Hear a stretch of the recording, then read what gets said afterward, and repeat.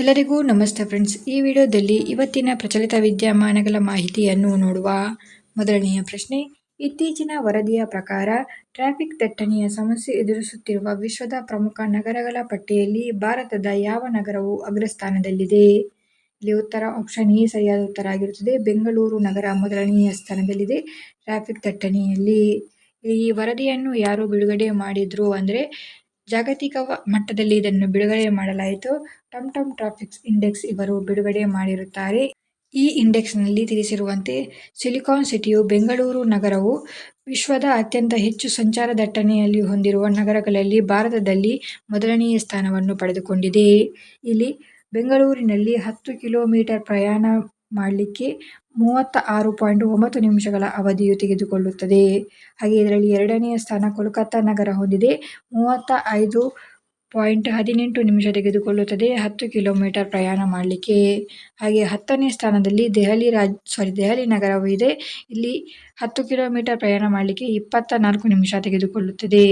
So ಇಲ್ಲಿ ಮಾಹಿತಿ ಗಮನಿಸಿ. ಹಾಗೆಯೇ ಬೆಂಗಳೂರು ನಗರ ವಿಶ್ವದಲ್ಲಿ ಅತಿ ಹೆಚ್ಚು ಟ್ರಾಫಿಕ್ ದಟ್ಟಣೆ ಹೊಂದಿರುವ ಪ್ರಮುಖ ನಗರಗಳಲ್ಲಿ ಎರಡನೆಯ ಸ್ಥಾನವನ್ನು ಪಡೆದುಕೊಳ್ಳುತ್ತದೆ. ಮೊದಲನೆಯ ಸ್ಥಾನವನ್ನು ಮೆಕ್ಸಿಕೋ ಸಿಟಿಯು ಪಡೆದುಕೊಂಡಿದೆ. ಸೊ ಈ ಮಾಹಿತಿಯಲ್ಲಿ ನೆನಪಿಟ್ಟುಕೊಳ್ಳಿ. ನೆಕ್ಸ್ಟ್ ಕ್ವಶನ್ ಅನ್ನು ನೋಡುವ. ಕೇಂದ್ರ ಸರ್ಕಾರವು ಗೋವರ್ಧನ ಯೋಜನೆಗಾಗಿ ಎಷ್ಟು ಮೊತ್ತವನ್ನು ಅನುಮೋದಿಸಿದೆ? ಉತ್ತರ 23.731 ಕೋಟಿ ಆಗಿರುತ್ತದೆ. ಇಲ್ಲಿ ಗೋವರ್ಧನ್ ಯೋಜನೆ ಅಂದರೆ ಏನು ಅಂತ ನೋಡುವ. ಪಳೆಯುಳಿಕೆ ಇಂಧನಗಳ ಮೇಲಿನ ಅವಲಂಬನೆ ತಗ್ಗಿಸಲು ಮತ್ತು ಸ್ವಚ್ಛ ಇಂಧನ ಪರಿವರ್ತನೆ ಬಲಪಡಿಸಲು ಕೃಷಿ ಮತ್ತು ಪುರಸಭೆಗಳ ತ್ಯಾಜ್ಯ ಬಳಸಿಕೊಂಡು ಕಂಪ್ರೆಸ್ಡ್ ಬಯೋಗ್ಯಾಸ್ ಉತ್ಪಾದನೆ ಮಾಡುವುದೇ ಗೋಬರ್ಧನ್ ಯೋಜನೆ ಆಗಿರುತ್ತದೆ. ಇದರಲ್ಲಿ 23,731 ಕೋಟಿ ರೂಪಾಯಿಯು ಕೇಂದ್ರ ಸಚಿವ ಸಂಪುಟ ಅನುಮೋದನೆ ನೀಡಿದೆ. ಇದಕ್ಕೆ ಇಲ್ಲಿ 2027 ಮತ್ತು 2036 ಆರ್ಥಿಕ ವರ್ಷಗಳ ನಡುವೆ ಜಾರಿಗೊಳಿಸಲಿರುತ್ತದೆ ಈ ಗೋಬರ್ಧನ್ ಯೋಜನೆ. ಇದರಲ್ಲಿ Gobardhan galvanising organic bio agro resources Dhan ಆಗಿರುತ್ತದೆ ಈ ಯೋಜನೆ. ಇದರ ಫುಲ್ ಫಾರ್ಮ್.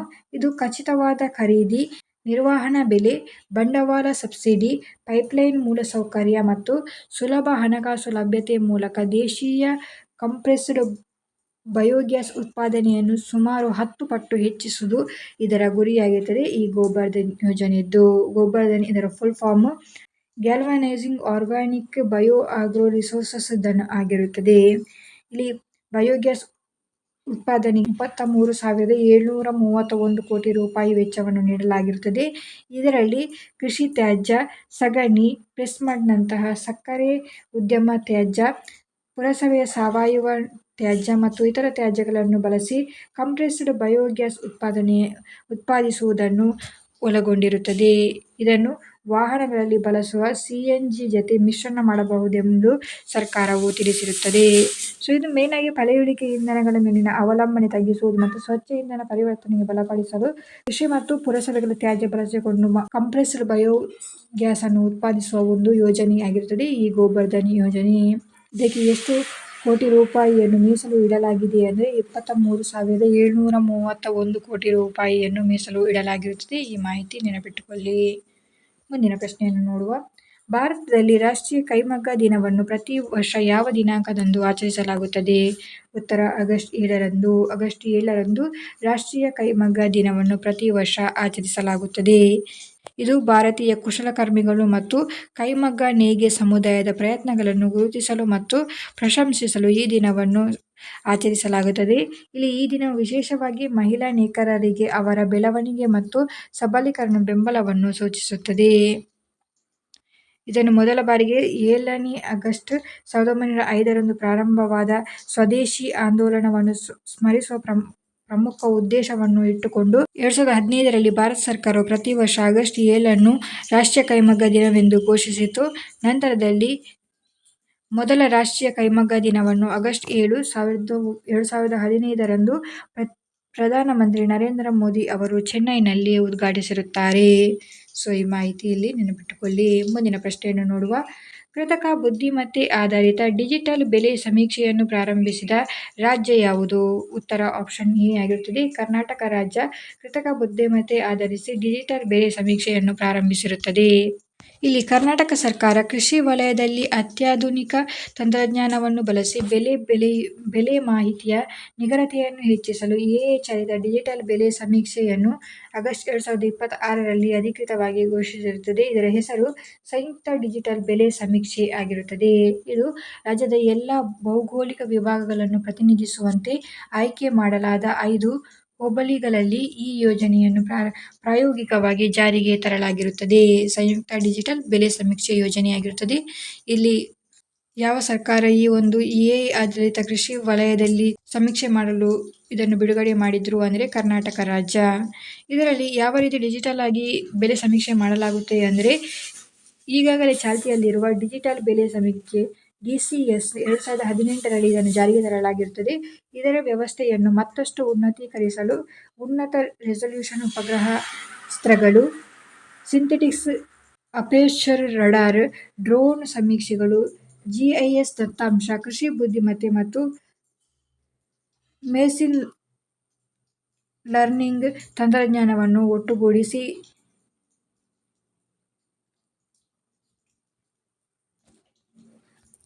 ಈ ಸಂಯುಕ್ತ ಡಿಜಿಟಲ್ ಬೆಲೆ ಸಮೀಕ್ಷೆಯಲ್ಲಿ ಸಮೀಕ್ಷೆ ಮಾಡಲಾಗುತ್ತದೆ.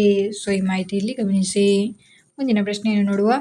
IIT ಗುವಾಹಟಿಯ ಸಂಶೋಧಕರು ವಿಷಕಾರಿ ಅಂಶಗಳನ್ನು ಪತ್ತೆ ಹಚ್ಚಲು ಯಾವ ಹೊಸ ಸಾಧನವನ್ನು ಅಭಿವೃದ್ಧಿಪಡಿಸಿರುತ್ತಾರೆ?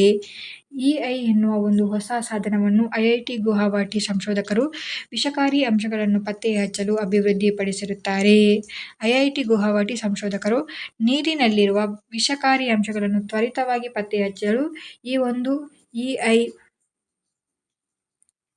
ಎಂಬ ನೂತನ ಪೋರ್ಟೇಬಲ್ ಆಪ್ಟಿಕಲ್ ಸೆನ್ಸಿಂಗ್ ಸಾಧನವನ್ನು ಅಭಿವೃದ್ಧಿಪಡಿಸಿದ್ದಾರೆ.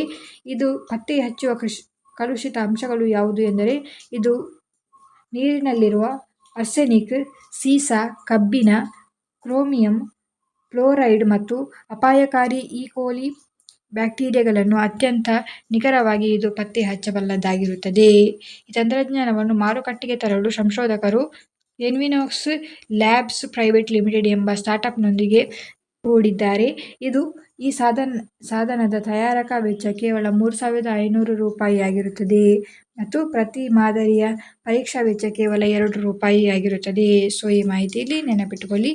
IIT ಗುವಾಹಟಿ ಸಂಶೋಧಕರು ವಿಷಕಾರಿ ಅಂಶಗಳನ್ನು ಪತ್ತೆ ಹಚ್ಚಲು EI ಸಾಧನವನ್ನು ಅಭಿವೃದ್ಧಿಪಡಿಸಿರುತ್ತಾರೆ. ಇದರಲ್ಲಿ ನೀರಿನಲ್ಲಿರುವ ಆರ್ಸೆನಿಕ್, ಸೀಸ, ಕಬ್ಬಿಣ, ಕ್ರೋಮಿಯಂ, ಫ್ಲೋರೈಡ್ ಮತ್ತು ಅಪಾಯಕಾರಿ ಈಕೋಲಿ ಬ್ಯಾಕ್ಟೀರಿಯಾಗಳನ್ನು ಇದರಲ್ಲಿ ಪತ್ತೆ ಹಚ್ಚಬಹುದಾಗಿರುತ್ತದೆ. ಮುಂದಿನ ಪ್ರಶ್ನೆ. ಇಸ್ರೋ ಇತ್ತೀಚೆಗೆ ಗಗನಯಾನ್ ಯೋಜನೆಗಾಗಿ ಯಾವ ಪ್ರಮುಖ ಮೈಲಿಗಲ್ಲನ್ನು ಸಾಧಿಸಿದೆ ಎಂದು ಘೋಷಿಸಿದೆ? ಉತ್ತರವು ಮಾನವ ಸಹ್ಯ ಮಾನದಂಡದ ಪ್ರಮುಖ ಮೈಲಿಗಲ್ಲುಗಳು ಮತ್ತು ವ್ಯವಸ್ಥೆಗಳ ಅಭಿವೃದ್ಧಿಯನ್ನು ಮಾಡಿದೆ ಎಂದು ತಿಳಿಸಿದೆ. ಹ್ಯೂಮನ್ ರೇಟಿಂಗ್ ಮೈಲ್ಸ್ಟೋನ್ ಅನ್ನು ಸಾಧಿಸಿದೆ ಎಂದು ತಿಳಿಸಿದೆ.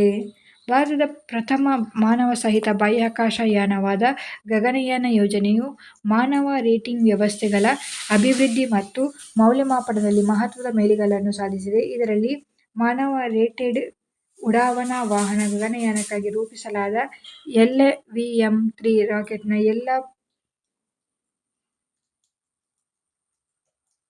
ಪ್ರೊಪಲ್ಷನ್ ಹಂತಗಳು, ಸಾಲಿಡ್, ಲಿಕ್ವಿಡ್ ಮತ್ತು ಕ್ರಯೋಜೆನಿಕ್ ಸ್ಟೇಜಸ್ಗಳು ಹಾಗೂ ರಚನಾತ್ಮಕ ಪರೀಕ್ಷೆಗಳನ್ನು ಯಶಸ್ವಿಯಾಗಿ ಪೂರ್ಣಗೊಳಿಸಿರುತ್ತದೆ.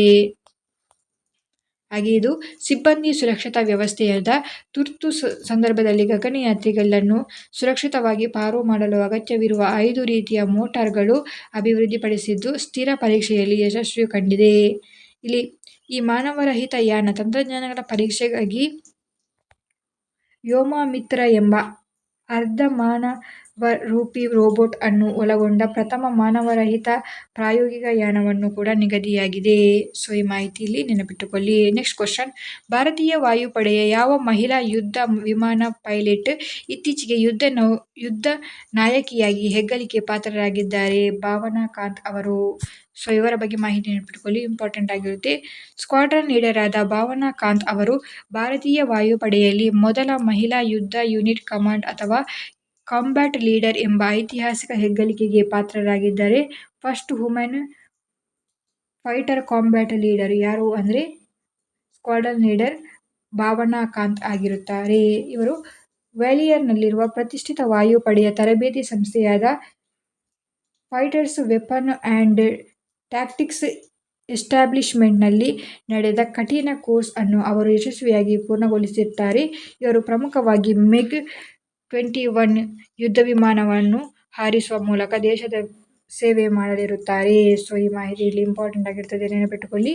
ಸ್ಕ್ವಾಡ್ರನ್ ಲೀಡರ್ ಭಾವನಾ ಕಾಂತ್ ಅವರು ಭಾರತೀಯ ವಾಯುಪಡೆಯಲ್ಲಿ ಮೊದಲ ಮಹಿಳಾ ಯುದ್ಧ ಯೂನಿಟ್ ಕಮಾಂಡರ್ ಅಥವಾ ಕಾಂಬ್ಯಾಟ್ ಲೀಡರ್ ಎಂಬ ಐತಿಹಾಸಿಕ ಹೆಗ್ಗಳಿಕೆಗೆ ಪಾತ್ರರಾಗಿದ್ದಾರೆ. First women fighter combat leader ಯಾರು ಎಂದರೆ ಭಾರತದ್ದು ಸ್ಕ್ವಾಡ್ರನ್ ಲೀಡರ್ ಭಾವನಾ ಕಾಂತ್ ಅವರು. ಸೊ ಇವರು ಯಾವ ಒಂದು ಯುದ್ಧ ವಿಮಾನವನ್ನು ಹಾರಿಸುತ್ತಾರೆ ಅಂದರೆ MiG-21 ಆಗಿರುತ್ತದೆ. ಮುಂದಿನ ಪ್ರಶ್ನೆ, ನೀತಿ ಆಯೋಗದ ಶಾಲಾ ಶಿಕ್ಷಣ ಸೂಚ್ಯಂಕದಲ್ಲಿ ಅಗ್ರಸ್ಥಾನವನ್ನು ಪಡೆದ ರಾಜ್ಯ ಯಾವುದು? ಉತ್ತರ ಪಂಜಾಬ್ ರಾಜ್ಯ ಆಗಿರುತ್ತದೆ. ನೀತಿ ಆಯೋಗ ಬಿಡುಗಡೆ ಮಾಡಿದ ಶಾಲೆಯ ಶಿಕ್ಷಣ ಗುಣಮಟ್ಟ ಸೂಚ್ಯಂಕದಲ್ಲಿ ಪಂಜಾಬ್ ರಾಜ್ಯವು ದೇಶದಲ್ಲಿ ಪ್ರಥಮ ಸ್ಥಾನವನ್ನು ಪಡೆದುಕೊಂಡಿದೆ.